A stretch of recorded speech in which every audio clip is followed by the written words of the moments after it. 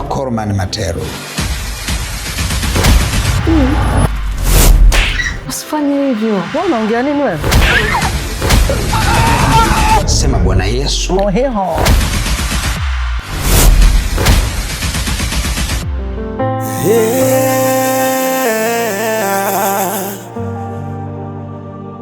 Sasa hawa wachawi leo hawataniweza. Hapa nina mafuta, hapa nina chumvi. Leo napambana nao na watanijua mimi ni nani. Pembe zote ninapaka. Ya nianze.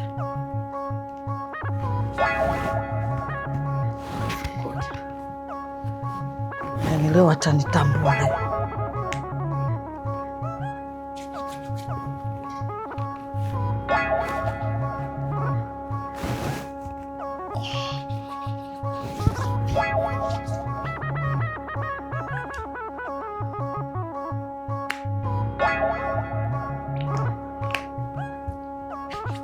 Wamenizoea sana hao.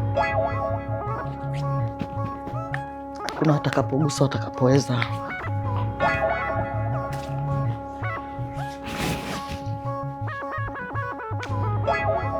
Sasa chumvi wengi imewasaidia na mimi haitaniacha hii. Acha wamezoea. Kila siku mimi silali mimi tu. Dola analala mimi silali kwani. Ndio atanitambua. Apiti mtu hapa leo. Apiti mtu hapa leo. Leo apiti mtu hapa.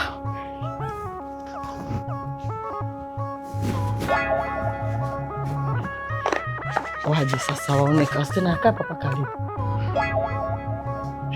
Kila siku mimi tu, kila siku mimi.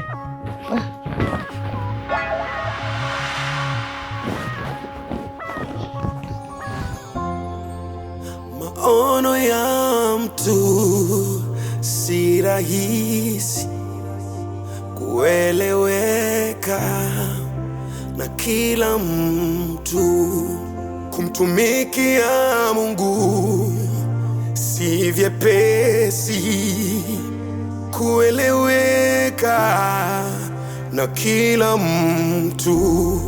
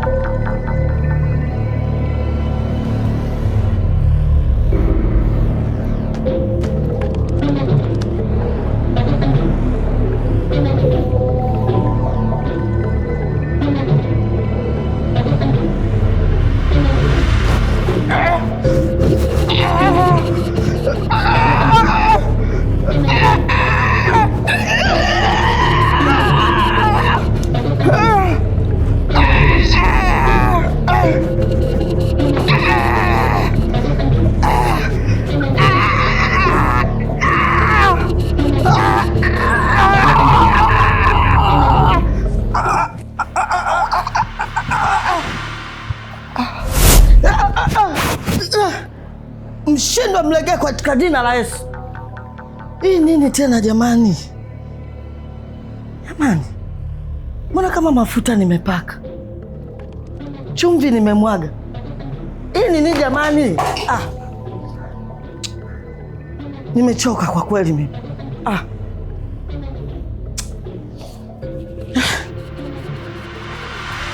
Adui anaweza kuzuia hayo maono yako kupitia yule wa nyumbani mwako. Dora, kwani mimi nakosea wapi? Maana huwa najipaka na kila kitu huwa nafanya, lakini bado nakabwa. Yaani hadi sitaki hata kusinzia. Hata kwenye daladala ukisinzia tu kidogo, hawa hapa wameshakukaba. Yaani si mchana si usiku, usiku ndo kabisa. Unajua mimi sijui unakosea wapi. Mimi nimekuwa nikitumia mafuta na chumvi kwa miaka mingi, na cha ajabu mimi sijai kukabwa kabisa na shetani, na wala hajai kabisa hata kupita. Sikiliza rafiki yangu, hebu sikate tamaa, hebu nenda kaendelee kupaka mafuta. Si unajua hata mgonjwa hawezi kupona kwa siku moja, ni mpaka dozi ishi. Okay, sitakata tamaa. Acha nifanye hivyo. Ikishindikana itabidi tu nitafute mtaalamu anisaidie. Rafiki yangu Flora, usifanye hivyo. Hebu endelea kumtumainia Mungu. Biblia inasema katika njia zako zote mkiri yeye, naye atanyosha mapito. Endelea kumtumainia Bwana. Utakuwa kama mlima Sayuni na hautatikisika, utakaa milele. Kama milima inavyozunguka Yerusalemu, ndivyo Bwana atakavyokuzunguka. Flora rafiki yangu, hivyo usipange kabisa kwenda kwa waganga wa kienyeji. Unajua wale ni wezi tu, hawana majibu yoyote. Yesu ndio jibu. Sawa.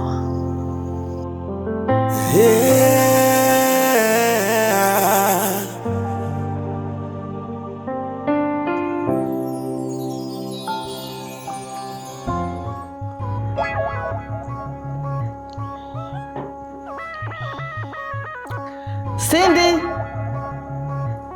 Cindy! We Cindy! Abe mama. Kuja hapa. Nipo hapo mama.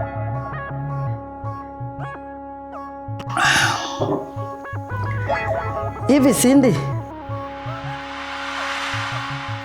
unataka nikuite mara ngapi ndio uitike? Unataka nikuite mara ngapi ndio uitike? Unajua Cindy, sitaki dharau.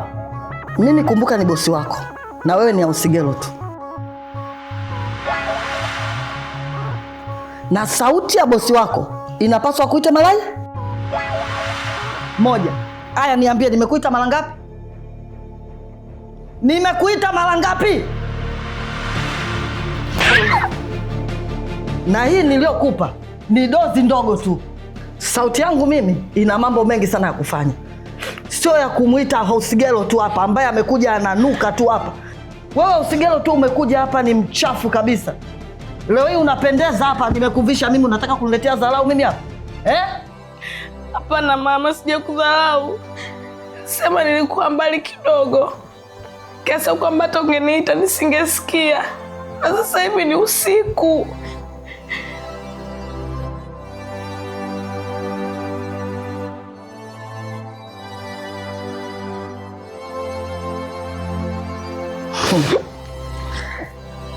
Kwa hiyo unauheshimu usiku kuliko mimi si ndio Hebu niondolee kichefuchefu chako hapa nisije nikakuwa mimi nikapelekwa jela. Toka kwenye macho yangu hapa. Jinga nini? Watu wanakuja na stare zao na waharibia.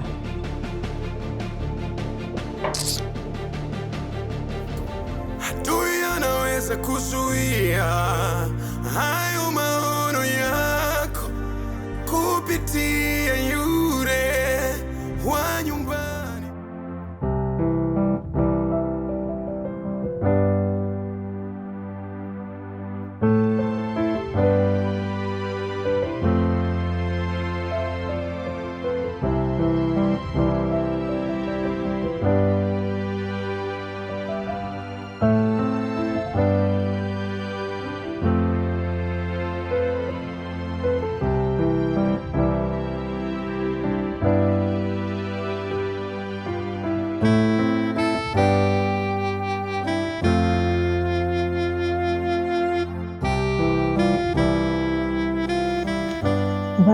Katika jina la Yesu Kristo wa Nazareti, Mungu wangu aliye hai,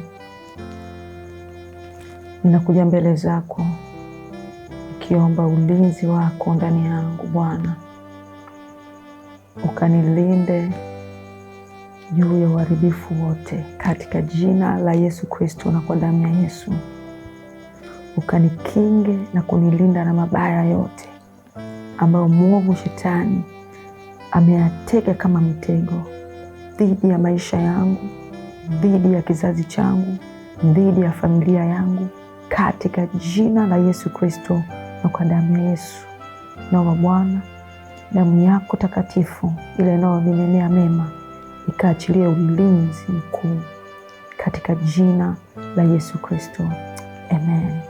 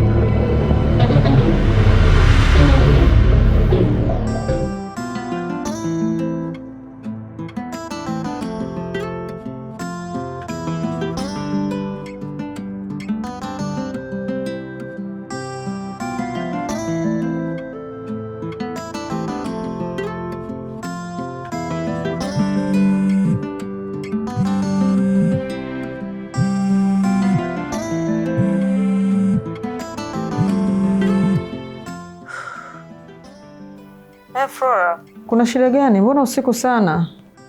Yaani Dola, sijui hata nakosea nini mimi jamani. Vifaa vyote vya upako hivyo hapo nimetumia. Nakosea nini? Vinafanya kazi. Kwani wewe huone watu wengi wanashuhudia kuvitumia na wanapona? Sikiliza Flora, amini tu, utauona mkono wa Bwana. Mbona wewe mwenzangu naona unapeta tu? Hivyo wewe unakabwa kweli wewe? Au mimi ndio nakosea masharti? Wewe kabla ya kulala leo ulipaka mafuta? Kwa kweli leo sikupaka. Ila nachojua nimeomba na kusoma neno. Ila juzi na jana nimepaka. Da! Kweli hali ni ngumu sana. Aise? Upinzani unaanza na wa nyumbani mwako. Adui wa mtu ni wa karibu yako.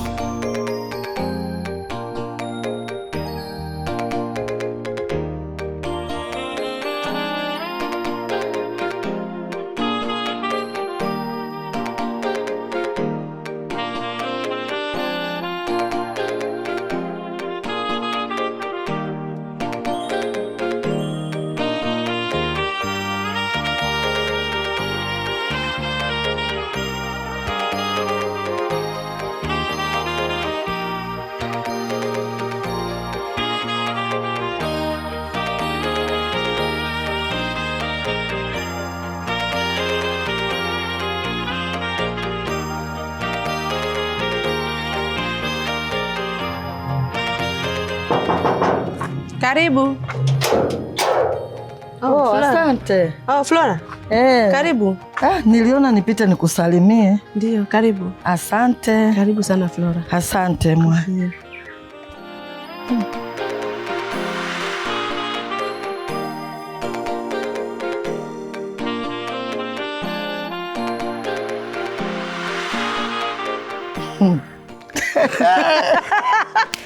Jamani, maisha haya. Yaani yule anadharau sana. Ndio. Watu wenye dharau dawa yao ni moja, kumchukulia tu mume wake.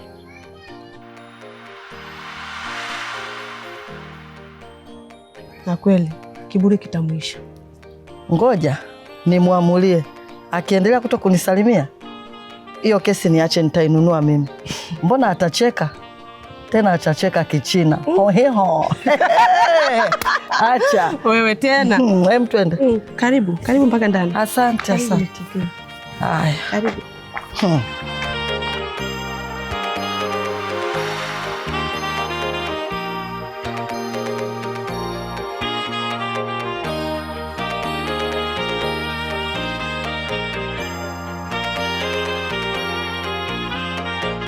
Baba, katika jina la Yesu Kristo wa Nazareti, Mungu wetu aliye hai, ninakuja mbele zako nikikushukuru kwa neema na rehema zako Bwana. Asante kwa ajili ya uwepo na nguvu zako.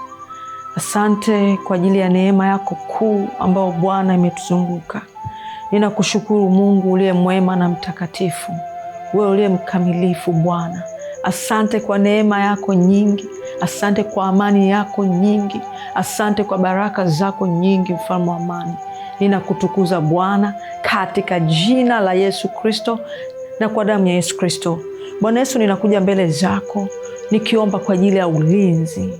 Ukaachilia ulinzi katika afya yetu, ukaachilia ulinzi juu ya maisha yetu, ukaachilia ulinzi juu ya biashara zetu, ukaachilia ulinzi juu ya ndoa zetu, ukaachilia ulinzi juu ya vizazi vyetu katika jina la Yesu Kristo na kwa damu ya Yesu. Tunaomba baraka na zaidi tunaomba ulinzi wako katika nyumba zetu, katika maisha yetu, katika biashara zetu, katika kila jambo Bwana, tunaomba ulinzi wako. Wewe Bwana usipoulinda mji tunaokesha, tunakesha Bwana. Na sisi Bwana tunaalika ulinzi wako mahali hapa Bwana. Wewe mwenyewe Bwana ukatulinde, wewe mwenyewe Bwana ukatutetee, wewe mwenyewe Bwana ukatushindie, katika jina la Yesu Kristo na kwa damu ya Yesu. Bwana Yesu, asante kwa ajili ya rehema na neema zako. Asante kwa wingi wa fadhili zako. Asante kwa wingi wa uwepo wako na nguvu zako zinazotufunika, katika jina la Yesu Kristo. Amen.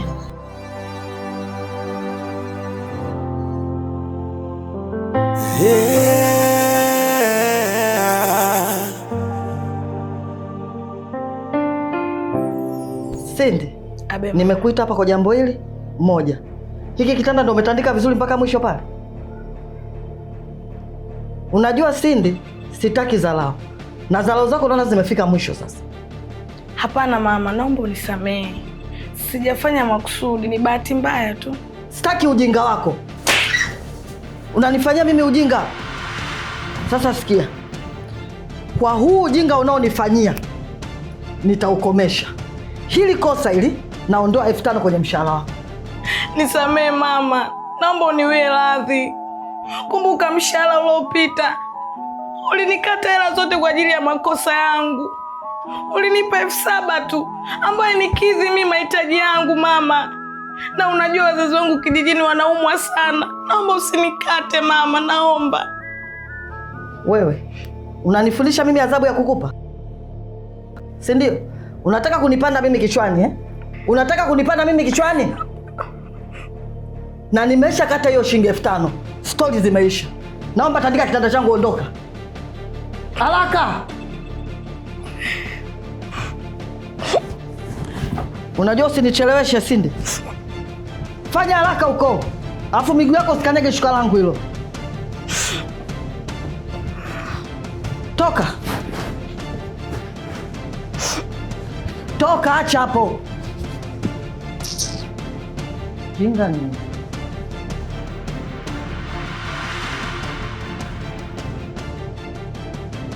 Baba, katika jina la Yesu Kristo, ninakushukuru kwa kuwa wewe ni ngao na kigao.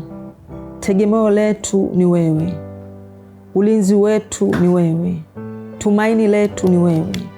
Hatuna Mungu mwingine tunayemtegemea zaidi yako. Tunaomba neema yako Bwana. Tunaomba baraka. Tunaomba na ushindi wako mwingi ndani yetu, mfalme wa amani. Tunazidi kuomba ulinzi wako katikati yetu, juu yetu sisi, watoto wetu, ndugu zetu na vizazi vyetu, katika jina la Yesu Kristo na kwa damu ya Yesu. Ulinzi wako Bwana ukatufunike, ukatutetee, ukatuinue, ukatushindie na vita vyote vya adui na hila zote za adui, katika jina la Yesu na kwa damu ya Yesu. Hakuna nguvu za giza zitakazotusogelea kwa jina la Yesu Kristo. Hakuna uharibifu wa kuzimu utakaotushika kwa jina la Yesu Kristo. Tunaomba neema yako, tunaomba ulinzi wako, tunaomba nguvu zako katikati yetu. Katulinde Bwana katika nyakati zote Bwana. Tumaini letu ni kwako wewe Bwana, katika jina la Yesu Kristo. Amen.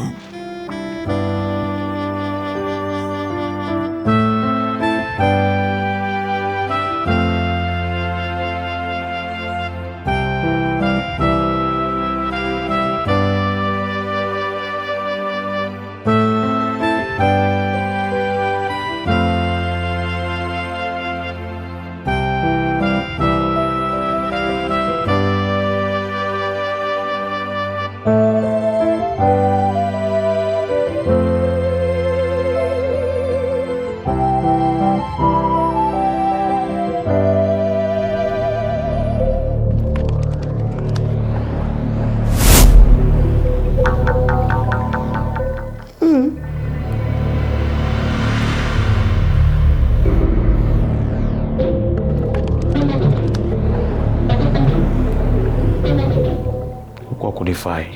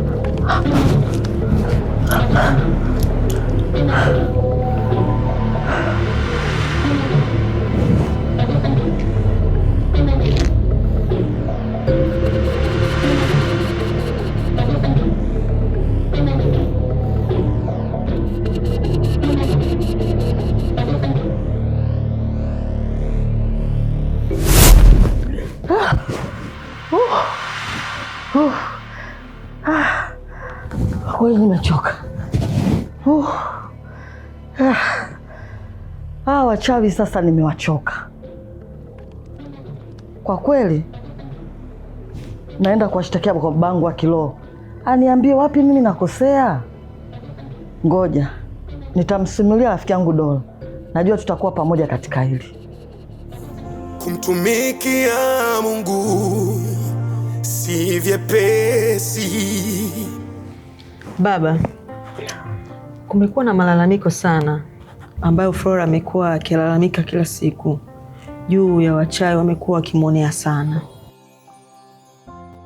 Baba, mimi natumia mafuta na kwa hakika nguvu za Mungu zinaonekana sana kwangu. Lakini cha ajabu, yani mafuta hayo hayo nayotumia mimi anayatumia Flora. Ila sasa sijajua kwa nini wachawi wao wanamkaba kila siku. Baba, ninateseka sana babangu. Sijui hata nafanyeje. Wenzangu hao wamekuwa wakishuhudia kila siku mafuta jinsi yanavyowasaidia. Lakini mimi maagano ya kifamilia na ukoo yamekuwa kitanzi kikubwa sana kwangu. Baba, nisaidie jamani. Sasa hiyo imekwisha. Sasa hiyo imekwisha. Na Bwana Mungu anasema na watu wake kila siku itwapo leo. Sasa utakwenda kuchukua mafuta ya ushindi. Hayo yatakupa nguvu kila unapovamiwa na giza. Sawa sawa? Lakini pia utaondoka, utakwenda kuchukua udongo wa pale nyumbani ili niikomboe ardhi ile na wachawi hawatakanyaga tena. Asante sana baba. Hakika yake naenda kushinda hili. Naliamini hilo kabisa. Asante sana baba. Hakika wewe naamini umetumwa na Mungu kwa ajili yetu.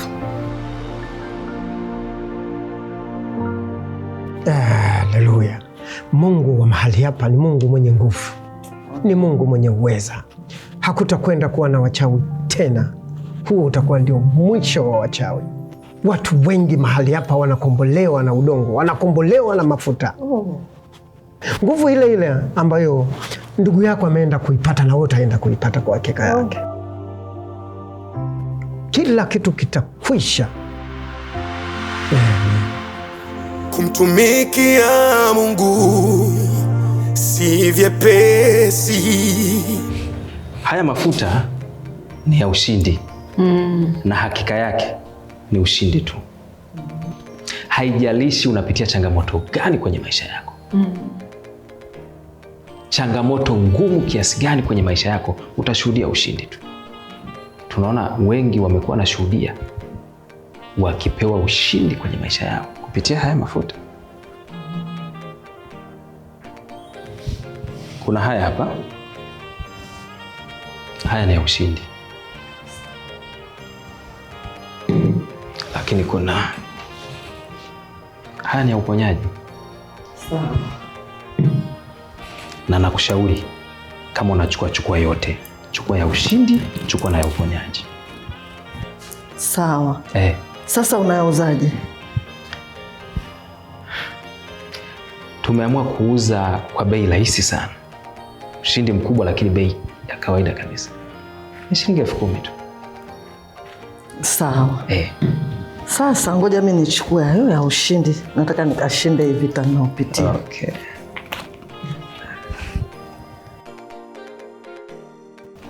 Sasa mtumishi, Na. nielekeze natumiaje? Okay. Matumizi ni kama ifuatavyo. Unachukua mafuta yako, unamimina kwenye kiganja. Unapaka usoni. Lakini pia unachukua mafuta yako na mimina, unapaka katika mikono kwa ajili ya ufunguzi. Unafungua mikono. Iko mikono nazama poza. Kwa lazima ufungue mikono yako. Lakini pia unamimina, unapaka katika miguu. Iko miguu unakuta imefungwa, hauwezi kufanya vitu, hauwezi kuendelea, hauwezi kusonga mbele. Safari zako ni za hasara tu. Ukipaka mafuta hayo, miguu inafunguliwa, unakuwa unatembea safari zenye baraka. Lakini pia unaweza kuyatumia kwenye sehemu ambayo una changamoto. Kwa unaweza kupaka sehemu ambayo una changamoto. Tunashukuru sana mtumishi. Naam. Naomba na mimi moja.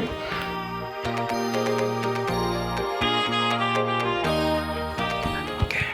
Unahitaji la ushindi la uponyaji? Nahitaji uponyaji. Okay, hapa.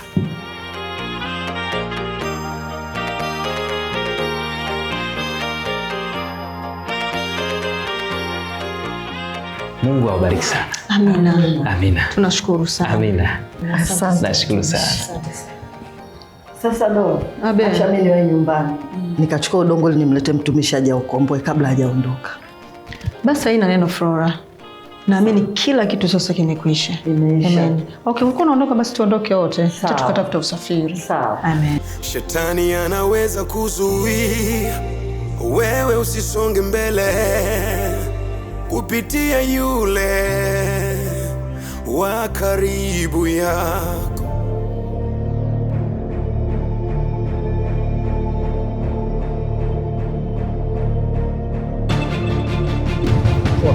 Wewe. Bwana nishushe bwana wewe. Unaenda wapi? Si nimeshakwambia hapa. Unajua watu wenzako wana haraka hapa sasa hizi. Dada nishi. Shika hela yako. Shika.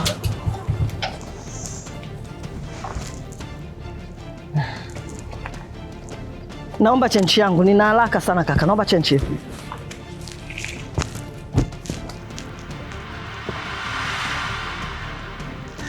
Sema dada, namba nikupe dakika moja nikutafutie change maana pesa.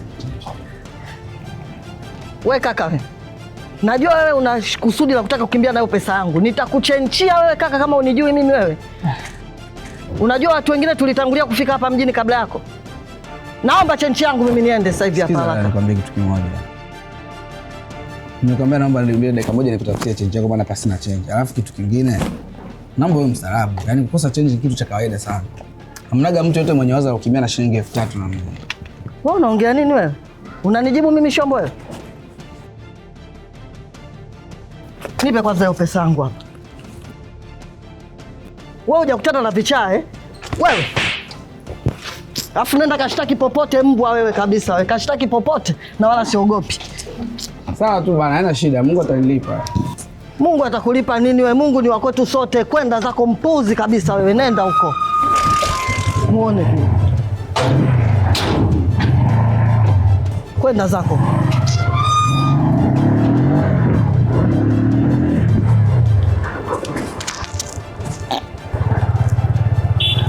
Kumtumikia Mungu si vyepesi.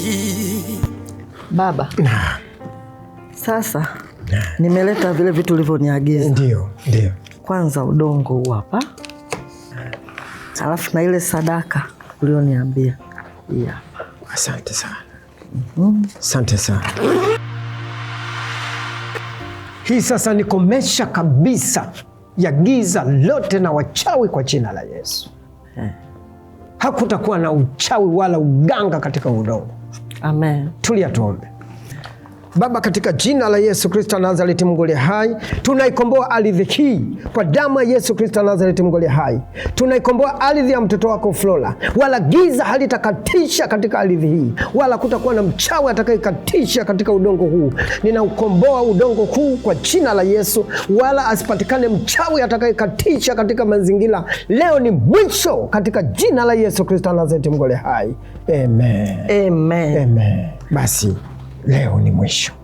Amina. Udongo huu uende kwa weke maeneo yale, wala mchawi hatakatisha, wala kitu cha giza kitakatisha. Yaani leo utalala salama. Hapa utakuja kutoa ushuhuda na sadaka, usisahau. Amen. Amen. Amen.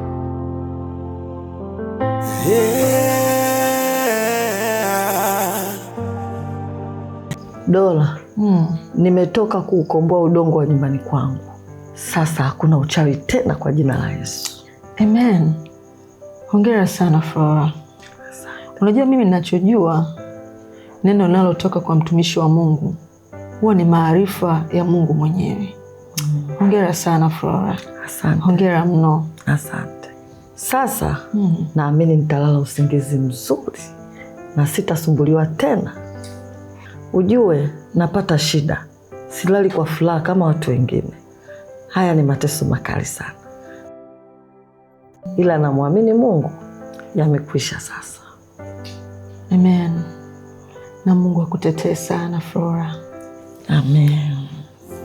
Kumtumikia Mungu si vyepesi. Sasa haya mafuta baba amesema ya ushindi. Sasa ushindi kwangu ni lazima, watanijua mimi ni nani. Safari hapati upenyo hata.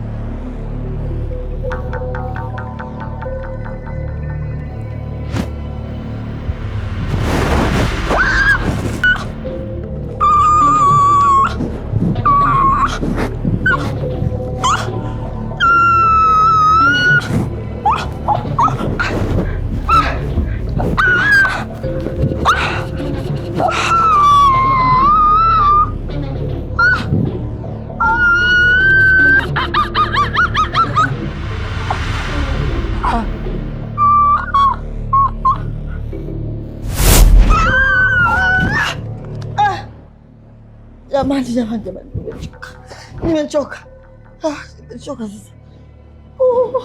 Nimechoka. Maisha gani haya? Nimechoka kabisa, sitaki. Dola, nimechoka.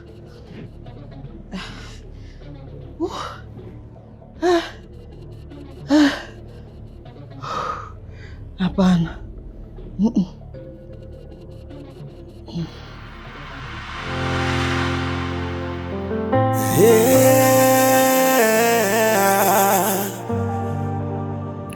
Baba, kwa kweli mimi bado nateseka.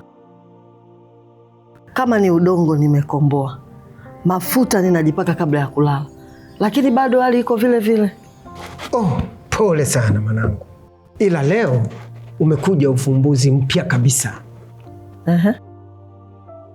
Yaani shetani na jeshi lake na wachawi watakwenda kunyoosha mkono kwa nguvu ile. Kuna mafuta mwanangu nimeandaa jana, yanaitwa komesha ya wachawi. Hayo ni kiboko, utakwenda kupata amani. Amen.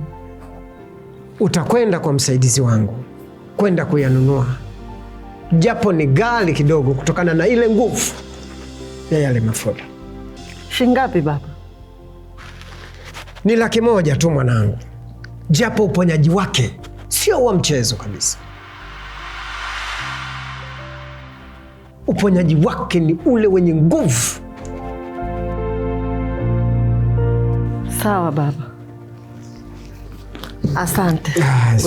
Asante. Maono ya mtu si rahisi kueleweka.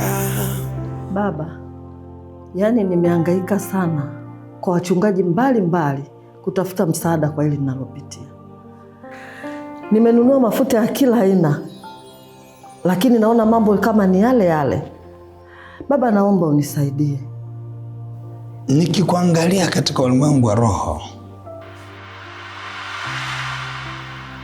sioni kama kuna nuru ya wokovu kwako. Unasali wapi?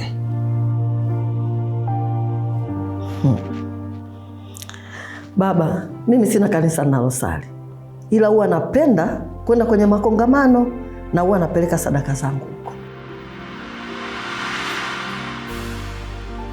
Hilo ni tatizo la kwanza.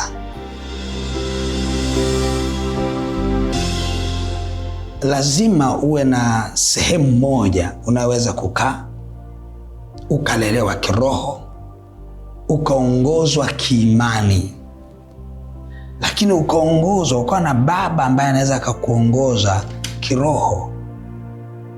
Umeokoka? Huwa nafanya kazi za Mungu baba, za hapa na pale, na huwa napenda kwenda kuangalia yatima na kutoa sadaka zangu huko. Kufanya matendo mema sio kuokoka, bali kuokoka ni kuongozwa sala ya toba, kuwa na mkataba mpya na Yesu Kristo na kazi ya msalaba, na kumpokea Yesu. Hivi Yesu afanyike kuwa Bwana na Mwokozi wa maisha yako. Ukishaokoka unamwamini yeye na kutiwa muhuri wa Roho Mtakatifu. Kitabu cha Waefeso 1:13 maandiko yanasema hivi: nanyi pia katika huyo mmekwisha kulisikia neno la kweli, habari njema ya wokovu wenu, tena mmekwisha kumwamini yeye na kutiwa muhuri wa Roho yake wa ahadi aliye mtakatifu. Huyo Roho anayegongwa muhuri kwako huanza kuachilia mafuta ndani yako ya ushindi. Hivyo hauna sababu ya kutumia mafuta ya nje. Hayo mafuta ya ushindi yanayoachiliwa na Roho Mtakatifu yatakusaidia wewe kutatua changamoto zako zote. Lakini baba, mbona nina rafiki yangu Dora, ye huwa anaishi maisha ya furaha sana, kwa sababu huwa anatumia mafuta na huwa anatumia na chumvi, na huwa akilala analala usingizi kama wa mtoto mchanga.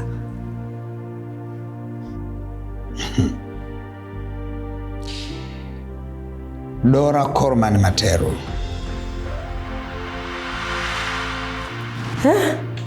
Umemjuaje baba? Na umejuaje kama namzungumzia huyu mtu? Okay, tusiende huko, lakini nikimwangalia katika ulimwengu wa roho, naona ni mtu mwenye hofu na kiu ya kumtafuta Mungu wa kweli, na kinachomlinda Dora sio yale mafuta na vile vitu vingine ambavyo unaviona kwa nje au vitu vingine kama chumvi, bali ni ile nguvu ya Roho Mtakatifu iliyo ndani yake. Yenyewe ndio inompa nguvu ya kushinda. Umemjuaje Dora tena kwa majina yote matatu? Kwani Tadeo Kilian Masalu ni nani?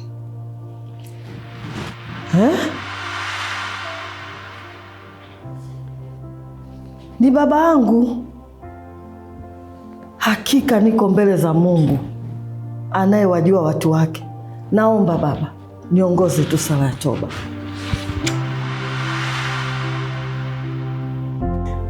Unataka uongoze sala ya toba kwa kuwa umesikia nimewataja watu wako wa karibu? Hapana.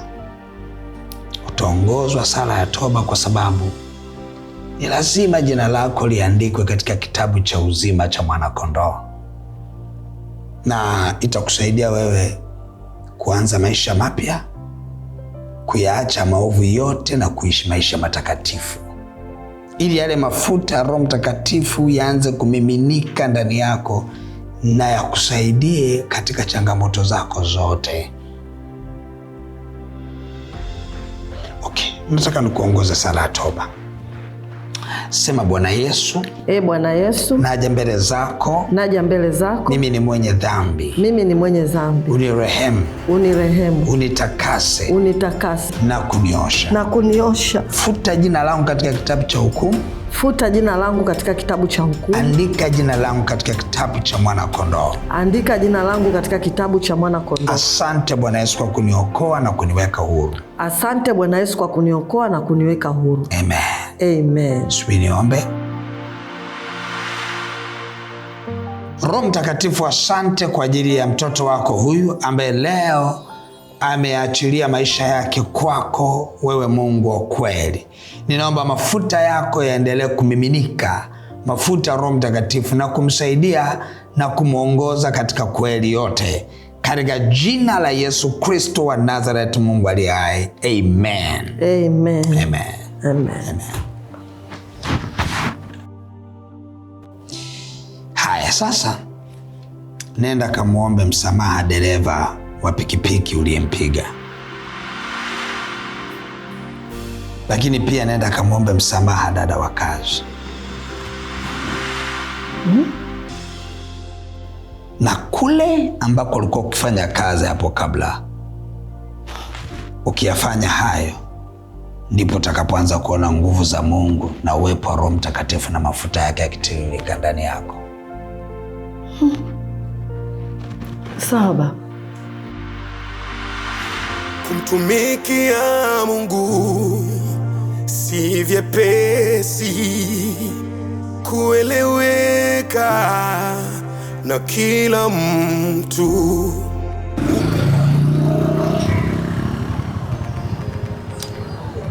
Habari yako kaka?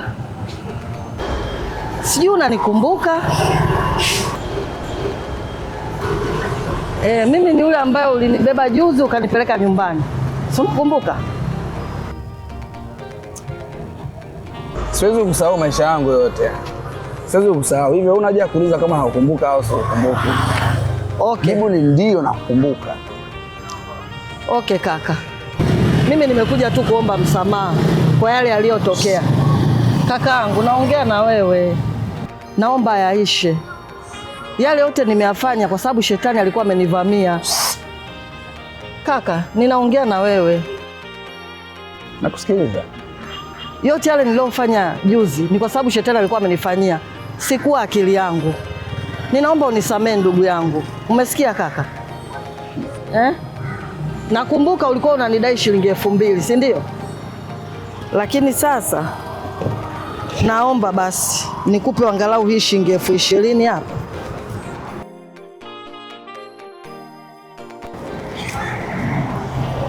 Hii hapa kakaangu, naomba uchukue. Chukua hii shilingi 20,000. Naomba unisamehe sana ndugu yangu, maana hii ni fedheha sana kubwa kwangu. Naomba nisamehe uzalimu. Unakuja kunitega ili baadaye uje unifanyie vurugu tena. Kakaangu, uwe na amani, yani nimekusamehe na mimi pia najua umenisamehe. Tusameane kutoka ndani ya mioyo yetu. Ndani ya moyo. Kabisa. Asante. Hapa kesi imeisha. Umesamehewa mbinguni. Umesamehewa duniani. Nafurahi kusikia hivyo kutoka ndani ya moyo wako kama umenisamehe. Nimefurahi. Hapa naweza kwenda hata kulala hapa. Siku yangu imeisha vizuri. Sawa kakaangu. Kituo cha kwanza kwa mke wangu. Safi sana. Inaelekea unampenda mke wako Sana sana. Haya kaka. Sana sana. Haya. Wazee, baadaye.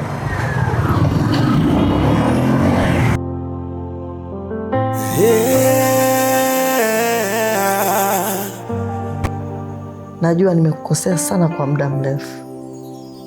Naomba unisamehe mdogo wangu. Wala sikuwa mimi. Najua ni shetani tu alikuwa ananifanya hivyo.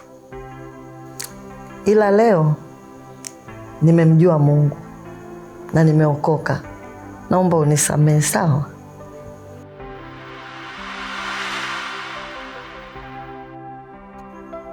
Lakini pia kwa miezi mingi sana nilikuwa nikikukata mshahara wako.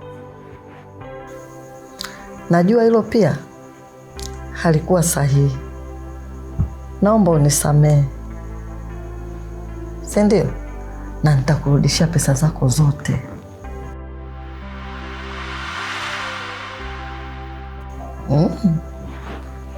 Kweli?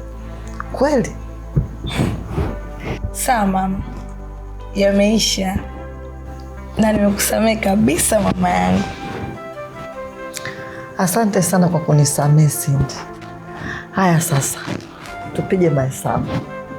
Nijue ulikuwa unanidai shilingi ngapi nikupe. Kweli? Kweli? Asante sana mama.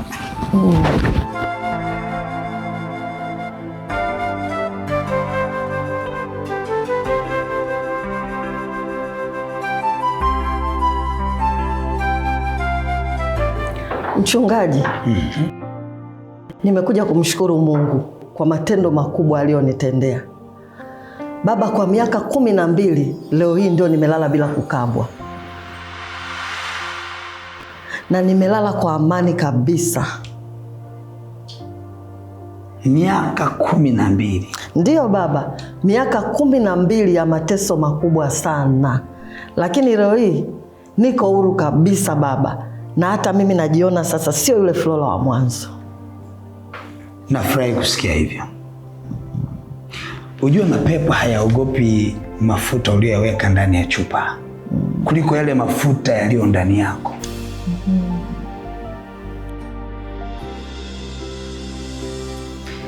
Mafuta hayatumiki kama desturi. Mafuta yanatumika kwa ufunuo maalum ambao Mungu anamfunulia mtumishi wake. Anamwambia sasa, hapa tumia mafuta. Ukisoma maandiko kwenye kitabu cha Wafalme utaona watu wa mji ule walimlilia Elisha ya kwamba maji yao hayafai na nchi yao inazaa mapooza. Nini kilitokea? Aliwaambia leteni chumvi. Akatumia chumvi kuiponya ile nchi. Lakini sio desturi kwamba kila mahali tutumie chumvi kuiponya nchi. Na ndio maana hata Yesu amekuja duniani, katika huduma yake yote hakutumia chumvi. Tunaona tu kuna mahali alitumia tope kwa ajili ya kumponya yule kipofu, lakini sio desturi kwamba vipofu wote tutumie tope kuwaponya. Si kweli. Ilikuwa ni ufunuo wa kipindi kile na wakati ule, lakini si desturi kwamba watu wote tutumie ufunuo huo. Hebu angalia, unaona haya mafuta?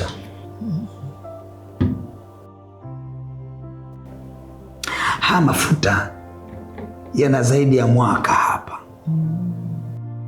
sijawahi yatumia, lakini yapo. Siku nikipata ufunuo kwamba sasa yatumie, nitayatumia, lakini muda wote yanakaa hapa. Sawa baba.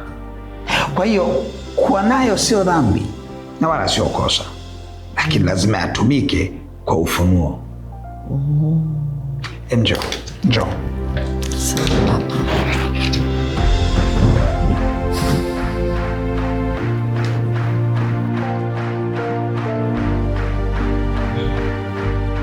Unayaona haya mafuta hapa madhabahuni? Haya mafuta wakati wote yapo hapa kwa ajili ya kuweza kutumika pale ambapo umepata ufunuo wa mtu ahudumiwe kwa njia ya mafuta.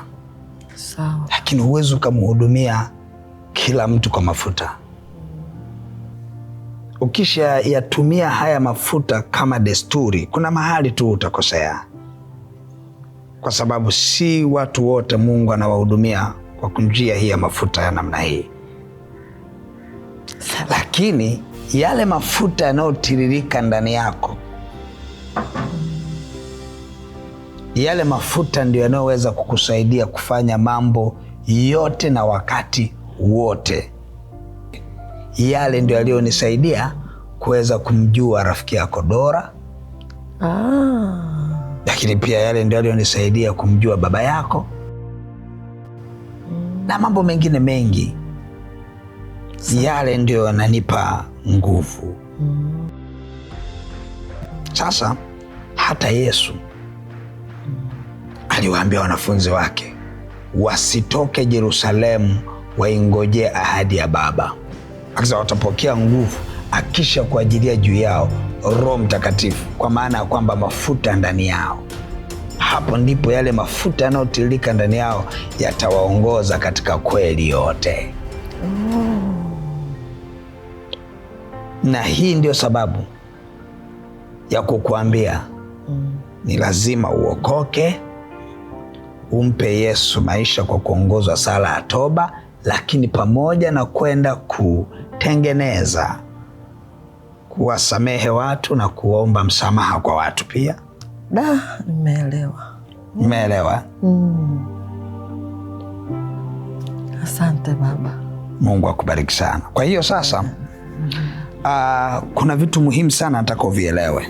Kumtumikia Mungu si vyepesi kueleweka na kila mtu.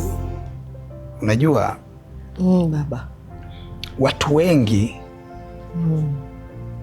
wanatafuta mafuta na vitu vingine vya nje ili kudhihirisha nguvu za Mungu kwenye maeneo mbalimbali. Hii si sawa.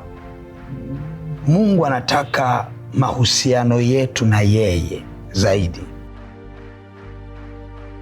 ili ile nguvu ya mafuta iwe ndani yetu. Unajua wengi wanapenda mafuta lakini hawapendi mahusiano na mwenye mafuta, ili aachilia yale mafuta yaanze kufanya kazi ndani yetu. Angalia wewe ulivyoanza kuruhusu mafuta Roho Mtakatifu yaanze kumiminika ndani yako, adui hakuwezi tena. Nadhani unanielewa sasa. Nakuelewa sana mchungaji, nakuelewa na ninakushukuru sana kwa sababu umeweza kubadilisha maisha yangu kwa asilimia kubwa sana. Amen. Amen. Angalia kwa mfano, ungekuwa unategemea mafuta ya kwenye chupa. Limetokea tatizo ghafla kama hapa, mafuta umeyasahau nyumbani, unafanyaje? Si ndio unaenda kuaibika hadharani? Baba, acha tu. Ni dhahiri utaaibika sana. Hivyo kuanzia leo tegemea sana mafuta ya Roho Mtakatifu yanayotiririka ndani yako.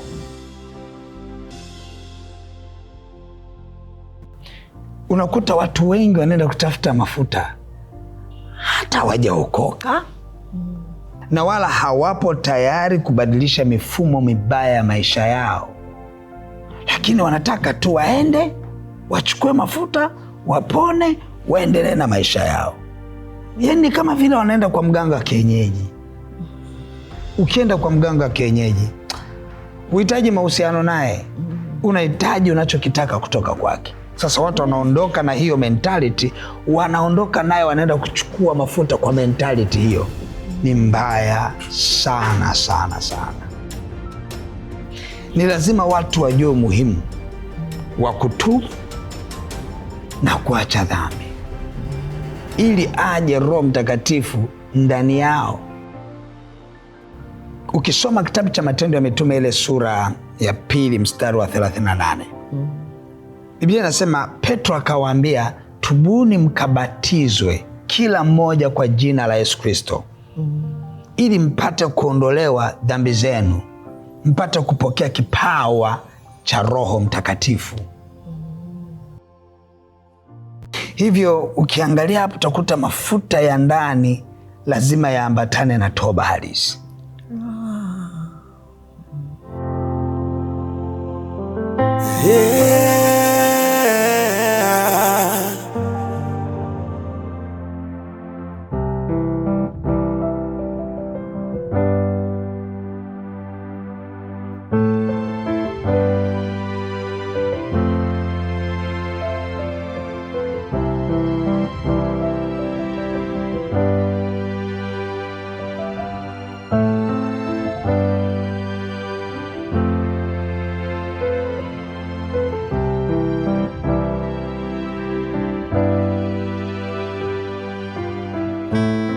Baba, ninakushukuru kwa kuwa umenipa neema ya kulisoma neno na kulielewa. Naomba ukanipe neema ya kuliishi neno na kuyaishi maisha matakatifu yaliyo na ushindi, ili mafuta yale ya Roho Mtakatifu yaliyo ndani yangu yakapate kunilinda hata usiku ninapoingia kulala. Ni katika jina la Baba na la Mwana na la Roho Mtakatifu. Amen.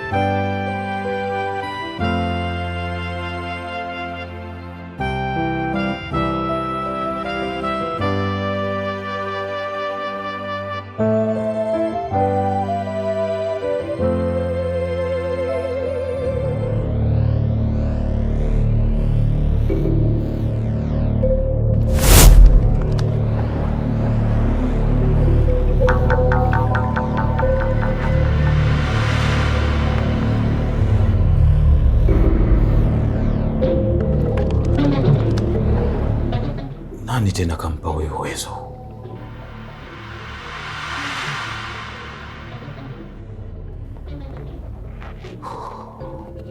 Basi tena sitomweza tena. Wacha niondoke.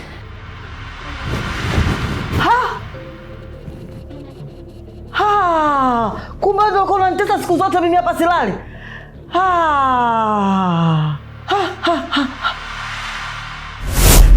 Mama yangu. Asante Mungu. Baba, nakushukuru umenipa neema ya kumuona yule aliyekuwa akinitesa mpaka anasema kwamba niwezi tena. Mungu asante. Kweli Mungu upo. Mungu upo na watumishi wa kweli wapo. Asante. Asante. Asante Yesu. Neno ni kila kitu kwa kweli.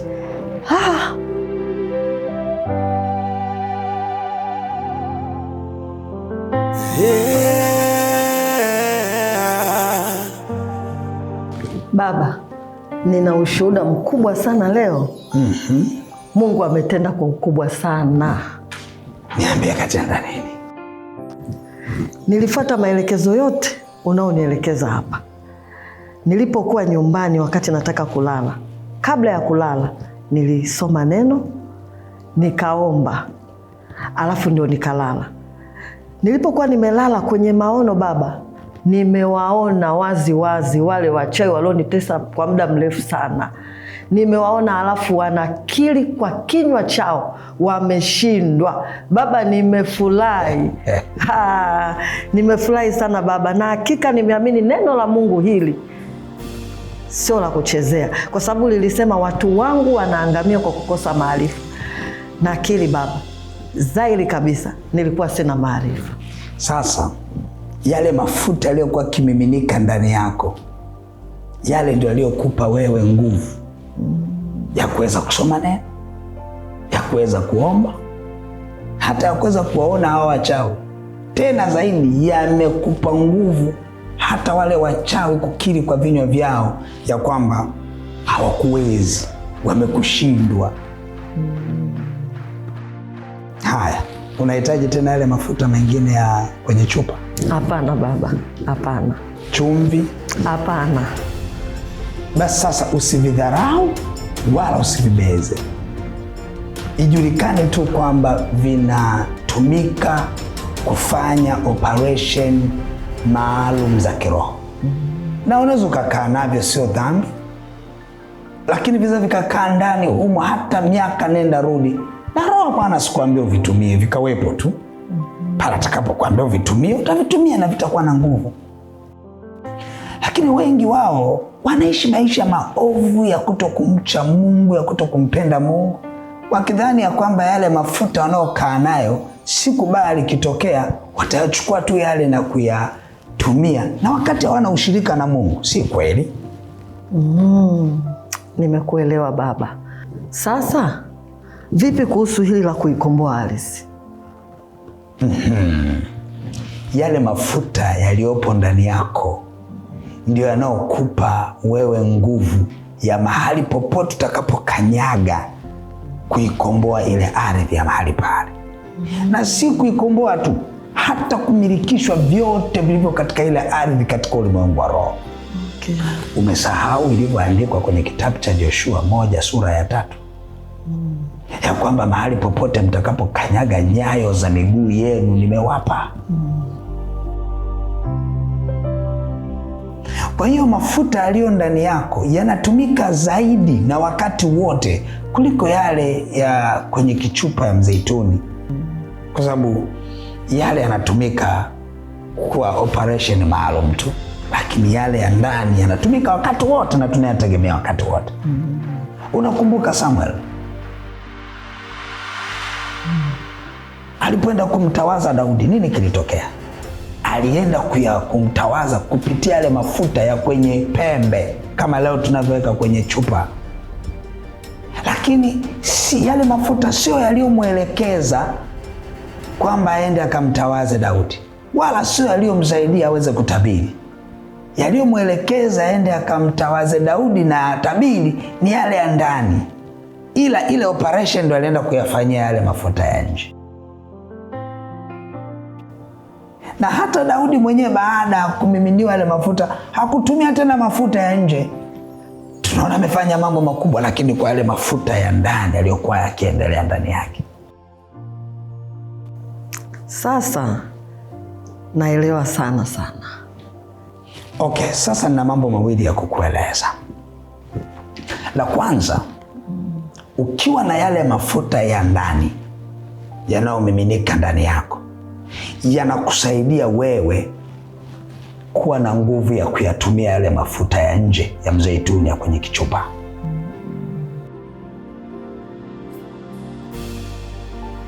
Lakini jambo la pili, nataka sasa uanze kuziteka na baraka za kitumishi.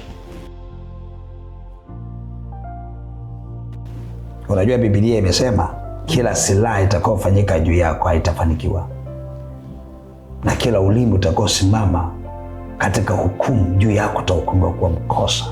Anasema na hiyo ni ahadi ya watumishi wangu, asema Bwana. Hivyo kuna silaha nyingine ya kuitumia kupangua uharibifu katika ulimwengu wa roho, na hiyo silaha inatokana na nafasi ulionayo katika ulimwengu wa roho. Ile tu kuwepo pale kwamba wewe ni mtumishi, kuna nguvu ya kupangua makombora katika ulimwengu wa roho, tena ni very automatic. Mungu mwenyewe anaenda kupangua. Kwa tamani kuwa mtumishi wa Mungu, na utumishi wa Mungu sio lazima uhubiri. Kufanya chochote kile katika kazi ya Bwana ni utumishi, na inakusaidia wewe kuwa salama kuliko kuwa na mafuta halafu utumiki. Na unaweza ukamtumikia Mungu kwa namna wewe yote unaweza kumtumikia. Yeah.